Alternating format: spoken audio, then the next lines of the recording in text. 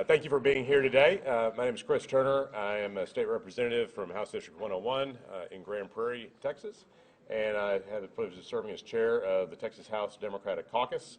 And we're proud today to be joined by several of our distinguished colleagues in the Texas Senate who have joined us here in our nation's capital. You're going to hear from several members of the House and Senate this afternoon talking about why we are here, what we are doing, and what we are fighting back in Texas. So without further ado, it's my privilege to turn the podium over to my colleague and dear friend, the chair of the Senate Democratic Caucus, Senator Carol Alvarado. Thank you. Thank you, Chris. And we are proud and honored, the 9 Democratic senators that are here, to join our colleagues in the House. We stand with you 100% in solidarity. In other words, we got your back. You know, yesterday we had a very intimate meeting with the Vice President, and she kind of went through history, and history does have a way of repeating itself. In 1865, when the 13th Amendment was passed and slaves were freed, and a couple of years later, the 15th Amendment granted them the right to vote.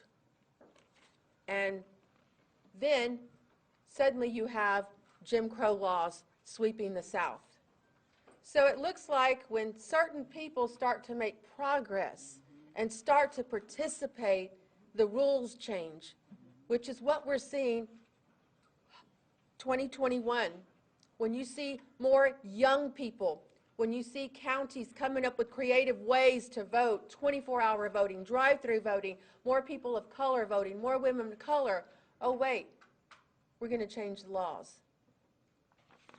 So we are here today to hopefully make some progress in the Senate. We know that our constitutional rights are under attack. We're here to defend them. We know also that we will be back, okay? We will be back to address this issue. So it's like a sequel to a movie. And y'all know the sequel is always worse than the first movie. Republicans have broken their promise to our seniors and the disabled by making it harder to vote, and also making it harder for Latinos, African Americans, and Asians. Those of us from Harris County here, we applaud our efforts that our county officials came up with to find creative, safe ways to vote. Yes, the drive-through voting was new. Yes, 24-hour voting was new. And guess what? It worked. But maybe to some people it worked too well. And that's why we're here today.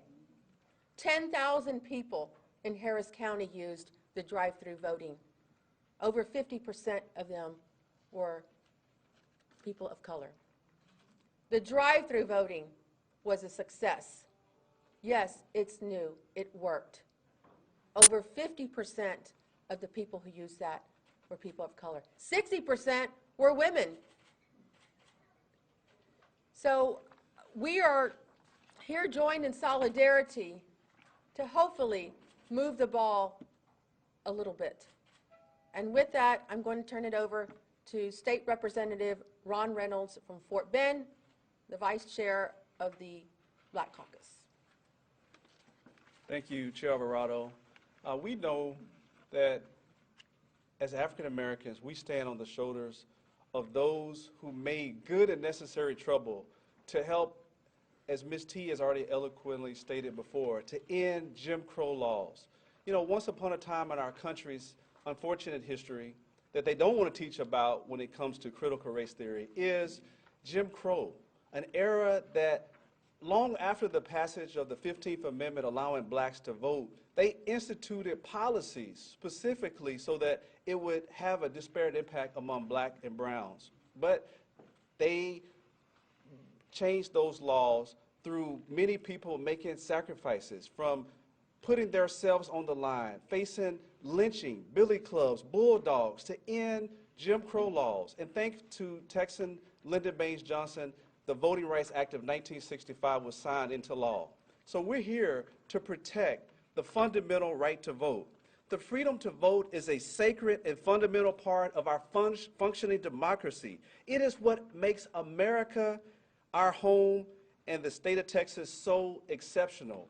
Other countries, they envy America because of this great democracy that we have.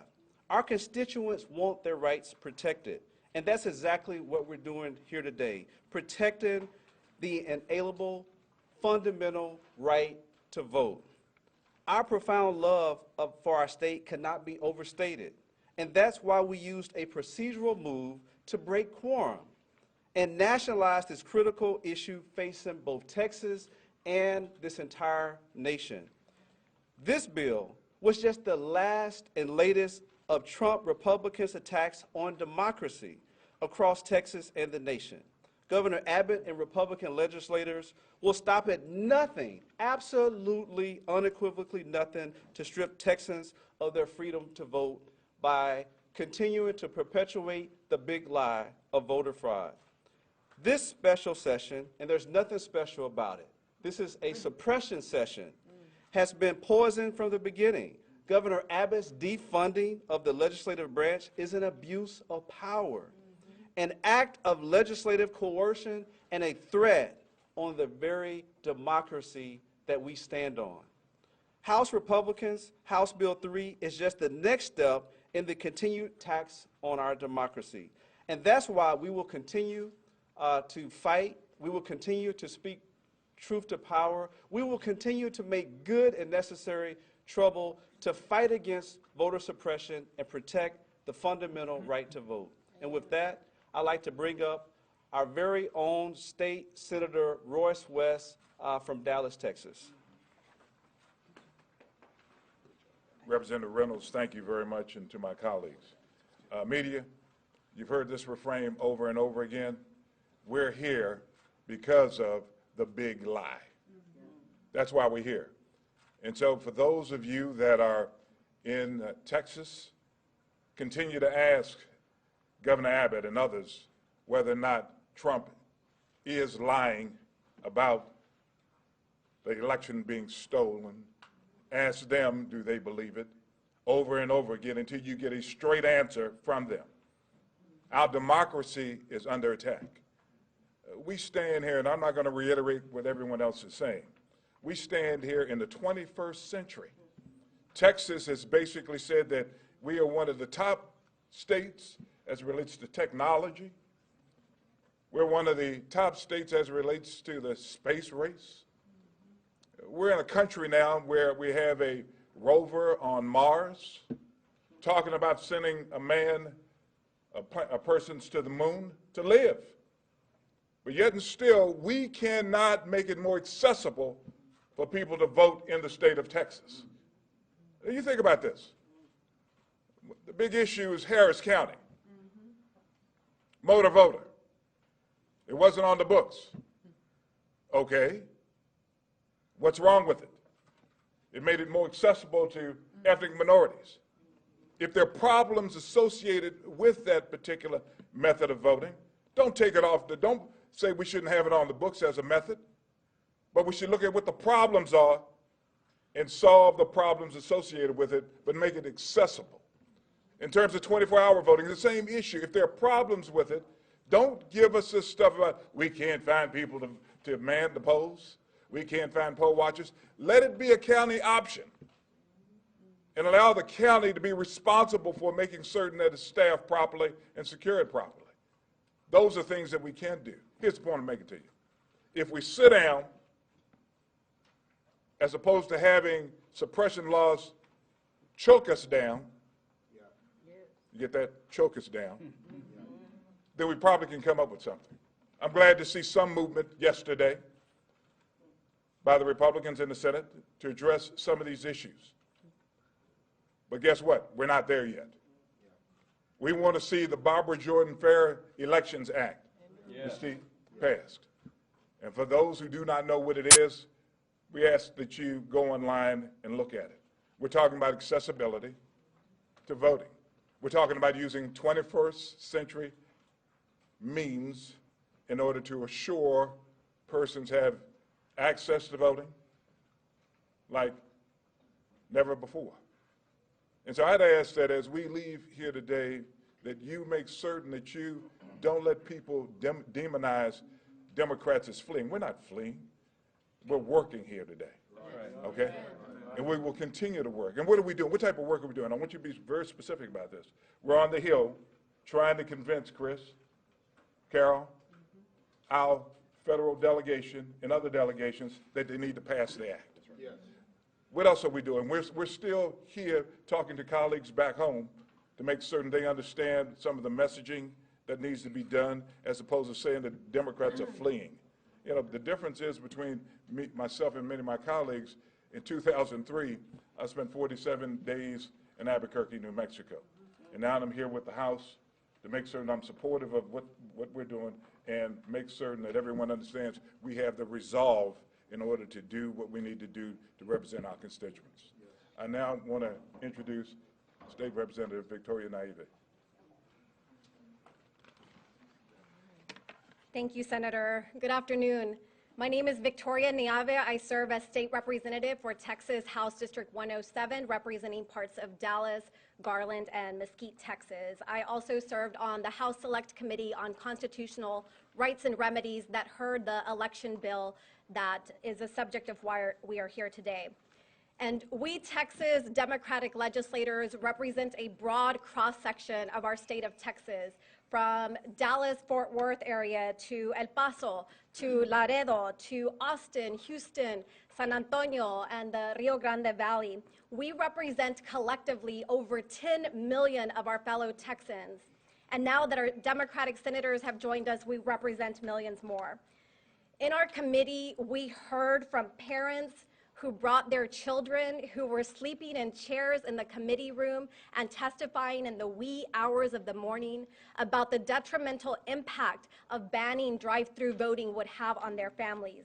We heard from witness after witness testify from the Texas NAACP, the Mexican American Legal Defense and Education Fund, and individual after individual about the devastating impact this is going to have on Latinos, on Mexican Americans, on our African American community, and especially our community of people with disabilities. We heard from, and one of the things that was really striking to me was we had women from the Delta Sigma Theta Sorority Incorporated, a African American sorority that brought women from all across the state and talked about the history of discrimination in our state and how they have come decade after decade to advocate to protect and expand our voting rights. There are powerful forces in Texas right now trying to roll back our rights to vote. But we know that the power of the people is stronger. We know that our vote has the power to change the trajectory of our nation. We saw that with the election of President Biden and Vice President Kamala Harris. And we are inspired. We are inspired by the individuals who testified. We are inspired by our meetings here in Washington, D.C. We were inspired yesterday by Vice President Kamala Harris, and we are not going to give up. We're going to continue to advocate. We're inspired by the millions of Texans, thousands who have personally reached out to our offices in support and asking us to continue to work hard to protect our freedom to vote. And we are inspired by the generations who came before us to do exactly what we are having to do again right now. With that, I'm going to say a few words in Spanish for our Spanish media market. Mi nombre es Victoria Naive, soy representante estatal de Dallas, represento partes de Dallas, Garland y Mesquite, y aquí estamos con representantes estatales, senadores del estado de Texas, que representamos desde Dallas, Fort Worth, a Austin, San Antonio, El Paso, el Rio Grande Valley, and Houston también.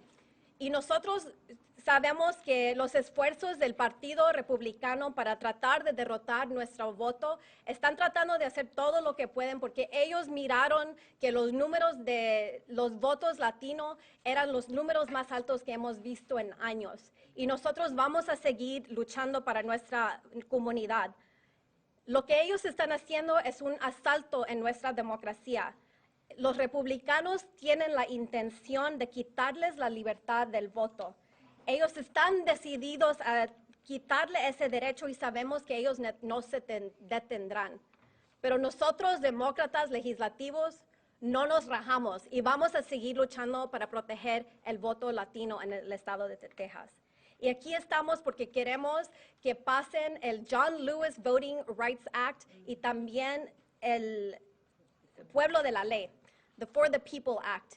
Y queremos que el Congreso Federal, necesitamos protecciones federales del nivel federal para proteger el voto de los derechos latinos en Texas. Y muchísimas gracias. No nos dejamos y vamos a seguir luchando para nuestra comunidad. It's my honor to introduce the chair of the Senate Hispanic Caucus, a senator from San Antonio, one who's been advocating in the fight, Senator Jose Menendez. Thank you, Representative Niave. Buenas tardes a todos. Good afternoon, everyone. A lot has been said, but I'm going to try to keep it short, and I'm going to try to put a face on this issue. Many of us have stories of immigrant parents or grandparents, but few of us get to hear of the time when your father and your mother had recently been married, and your father is painting the house in Mission, Texas, and the Border Patrol rolls up, and by the time Mama comes out with a limonada que le traía papá, ya casi they had him in the back of the car. All because his wallet was inside. The reason I share this story is because as soon as my parents could become naturalized U.S. citizens, they never missed an election. Not one election. And I can tell you that as a child, I had to go with them, and it became a family event. And so I can remember the little fire station close to the house with the little curtains that you drew and las palanquitas, the little levers that you pulled. I can remember all the different ways as it changed. And as it changed over the years, and as mamá y papá se hacían más viejos, they got older, they needed more help. It's the very reason why MALDIF and the NAACP testified that there's a federal assister law in place today. That in my opinion, and in their opinion, the bill that's being proposed breaks federal law. Yes. The federal law says that anyone can request anyone to assist them, and they're not required to present any oath or testify who they are. So we also had disabled members of the community come and testify before me, a mother and daughter, right in front of me, 8 hours that I sat through the testimony, and I don't serve on the committee of jurisdiction. I sat in as a guest, and I heard the pleas to not make the disabled community potentially criminals. Because the mother said, we can't take an Uber. They need vans with those ramps. They said, we take people that aren't related to us because the disabled community is very unified. And now we're going to have to write some oath and tell them who we are and potentially be at risk of being accused of influencing someone's vote? Folks, at the end of the day, ask yourselves this. After the Attorney General invested 22,000 staff hours to investigate and could only come up with 16 alleged incidences of fraud out of 11 million votes cast, ask yourselves, why are we doing this? That's right. This is a solution in search of a problem to solve. I wish they had this same vigor and venom and desire to solve mass shootings. How many mass shootings have we had in this country? Why aren't we changing laws to fix that? There are so many issues. Why haven't we fixed the electric grid in Texas? Why haven't we expanded Medicaid in Texas? These are some of the things that we're here to discuss. We're not here on vacation. If anyone thinks this is a vacation, let me help you out with your definition. Because I'd much rather be home with my family.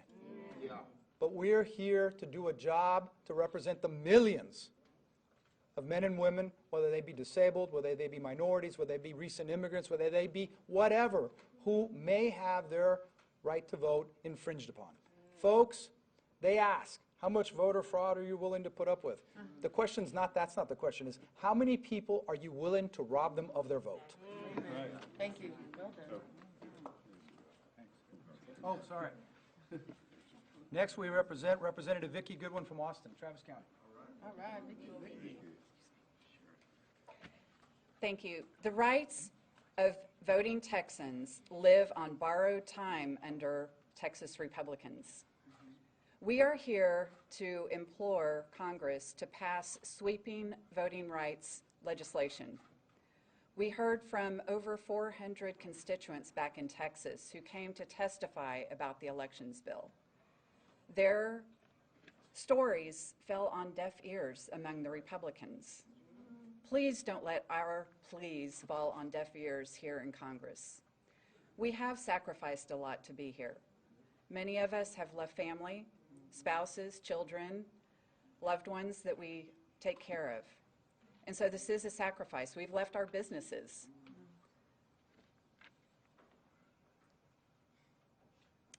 We are doing everything in our power to fight back. We are not going to allow Governor Abbott to corral and cabin us. We are here to fight. And with that, I will turn it over to Chair Turner to take some questions. Good job, Vicki. Thank you. Thank you, representatives and senators, for your powerful words. And you see here today the unity we have. And I should note, before we open for a few questions, we have several more members who are still in meetings on the Hill right now, meeting with U.S. senators and making the case. There's members attending a subcommittee hearing on voting rights this afternoon as well. So our members are working hard all over town this afternoon. We'll take a few questions. How much money has been raised to support this? And are you all spending anything out of pocket, or is this all being supported by donors? Yeah, Todd, appreciate the question. First off, all this is entirely funded through donations. Our caucus and all the caucuses raise money, except when we're in session, when we're obviously not allowed to do so. We're able to raise money now, and we're actively raising money to be able to support transportation, lodging, the necessities while we're away from Texas. But certainly, yes, members are incurring costs out of pocket, absolutely. And so there's no doubt both things are happening. And you're not collecting any kind of state per diem for your service here? And you're obviously not putting yourself. No, and our those per diems are paid out at the end of the month. So that would be still several weeks away, and I anticipate members are going to decline that. Well, part of the reason I ask is, how long can you guys hold out? I mean, are you all going to stay in Washington through the end of this special session? So, Todd, our commitment in the House Democratic Caucus is that we are going to stay out until this session is over to kill this bill. And we're going to use the intervening time to shine a harsh national spotlight on the Republican vote suppression efforts and use that pressure to encourage and urge and implore Congress, specifically the U.S. Senate, to pass H.R. 1, the For the People Act, and the John Lewis Voting Rights Act. And so that's our stated goal. It's been our goal since we left on Monday. That remains our goal today. Representative Turner, as you raise money, you indicate that's the goal. What happened if that money is not there at the end of the day? What's the plan in that situation? Well, we're not worried about it. We're not worried about it. Representative, yes. Who else are you meeting with in the Senate? And are you seeing any progress in? You said you were imploring Congress. Are you seeing progress in that? Well, we think so. The feedback we're getting is that our meetings have been productive and have refocused attention on this issue, and that's been helpful to the process in Washington. Yesterday, and there's a lot of meetings, so I don't know that I have the complete list in my head right now, but yesterday members met with Majority Leader Schumer, with Senator Padilla, Senator Booker. There's a meeting with Senator Gillibrand this afternoon. There's a meeting with Senator Warren this morning, Senator Klobuchar, and some other senators as well. And Senator Warnock as well today. Are you meeting with senators? You met with senators who are sympathetic to your cause. Are you planning on meeting those who are with those who are? Oh, absolutely. With even the Texas senators? Absolutely. Well, we would welcome the opportunity to meet with Senator Cornyn and Senator Cruz and urge them to get off the sidelines and join the fight for democracy, and urge them to use their positions of prominence in the Republican Party to push back on the big lie. Their voices are important, and it would be important for Senator Cruz and Cornyn and Governor Abbott, for that matter, to tell Republicans that it is a lie that there was widespread voter fraud, that some of the election was stolen from Donald Trump. If they were real leaders, that's what they would do. But so far, they've been quiet, and they're not willing to tell the truth to their supporters. So we're going to meet with any senator we can, and we're going to meet with senators who agree with us, senators who disagree with us, and senators who want to help but haven't figured out the right way to help yet. So we're going to meet with all the above. Last question. The White House press secretary just said about an hour ago that there were no details on a legislative strategy on voting rights laws. You mentioned a meeting with the vice president. Have they told you anything that they're not telling us?